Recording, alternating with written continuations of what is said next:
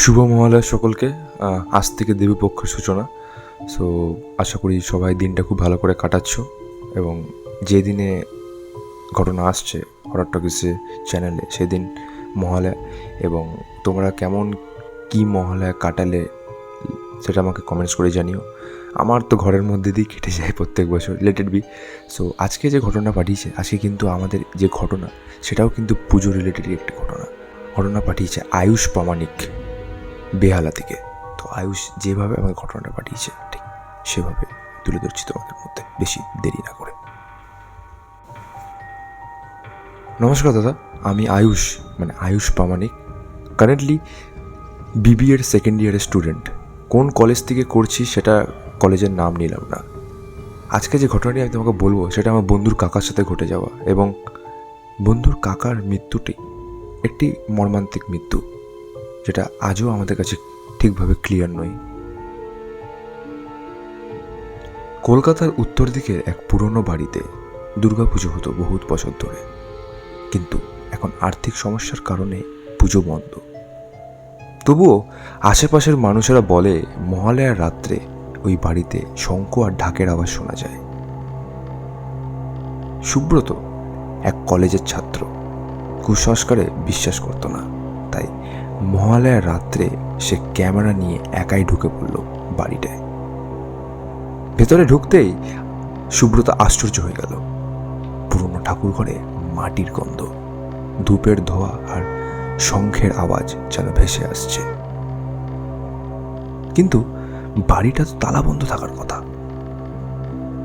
Subrata torch জ্বালাতেই দেখল ঠাকুর ঘরে এক বিশাল প্রতিমা দাঁড়িয়ে আছে, কিন্তু প্রতিমার চোখ ফাঁকা, কানে যেন ফিসফিস করে বলছে, আমাদের বিসর্জন হয়নি, তাই আমরা বন্দি এখানে। হঠাৎ প্রতিমার পায়ের কাছে লাল রং ছড়িয়ে পড়ল।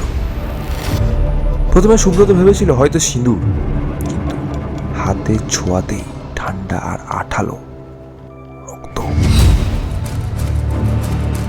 সেদিনের পর থেকে সুব্রতকে আর কোথাও পাওয়া যায়নি, শুধু তার ক্যামেরা পাওয়া গিয়েছিল ঠাকুর ঘরে, আর তাতে রেকর্ড ছিল ঢাকের তালে ভেসে আসা এক অদ্ভুত কান্নার শব্দ।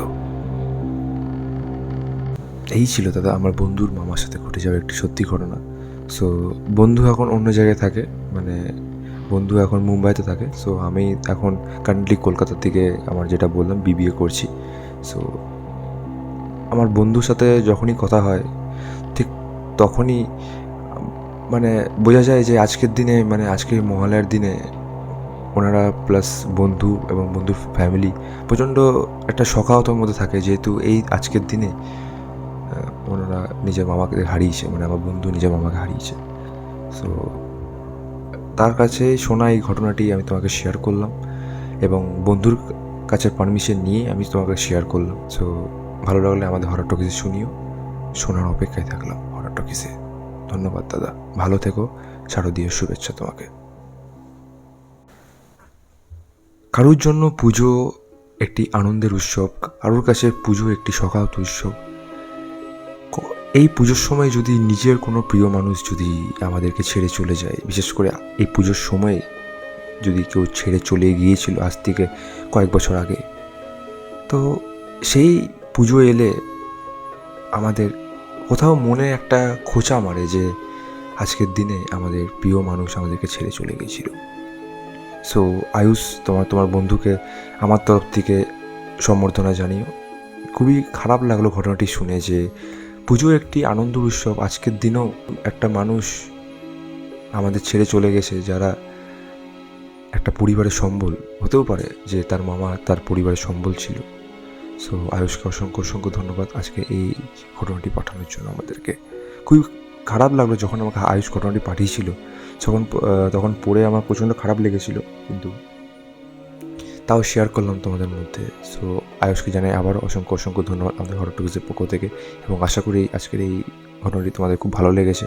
সকলকে জানাই শুভ শারদীয়ার শুভেচ্ছা, খুব ভালো করে মজা করো এবং হরর টকিজ শোনো, ঠিক আছে? হরর টকিজ অ্যাজ ইউজুয়াল নিজের হরর টকিজের ইউটিউব চ্যানেলে লাইভ হয়ে যাবে প্রত্যেক সপ্তাহে রবিবার ঠিক রাত 11টায়। শুনতে ভুলো না হরর টকিজ। আর হ্যাঁ, হরর টকিজের ঘটনা পাঠাও হরর টকিজে ঘটনা ঘটা গেলে কী করতে হবে, মেল করতে হবে অ্যাজ ইউজুয়াল হরর টকিজের mail inbox, that is horrortalkies008@gmail.com। এখানে তোমাদের জীবনের সাথে যে কোনো ঘটনা ঘটে গিয়ে থাকে সেটা নির্দ্বিধায় পাঠিয়ে দিতে পারো, সেটা আমি অবশ্যই শেয়ার করবো আমাদের ভিউয়ার্সদের মধ্যে। খালি কাইন্ডলি চেক করে নিও যে তুমি যে ঘটনাটি পাঠাচ্ছ সেটা যেন আগে কোনো ইউটিউব চ্যানেল বা পডকাস্ট বা যে কোনো রেডিও চ্যানেলে যেন শেখানো না হয়ে গিয়ে থাকে আর কি, তাহলে আমাদেরই সুবিধা হয়। তো আজকের মতন আসি, দেখা হচ্ছে পরের সপ্তাহে শারদীয় উৎসব। কিন্তু কাজ থামলে চলবে না, ঘটনা থামলে চলবে না, অ্যাজ ইউজুয়াল হরর টকিজ আসবে। ধন্যবাদ।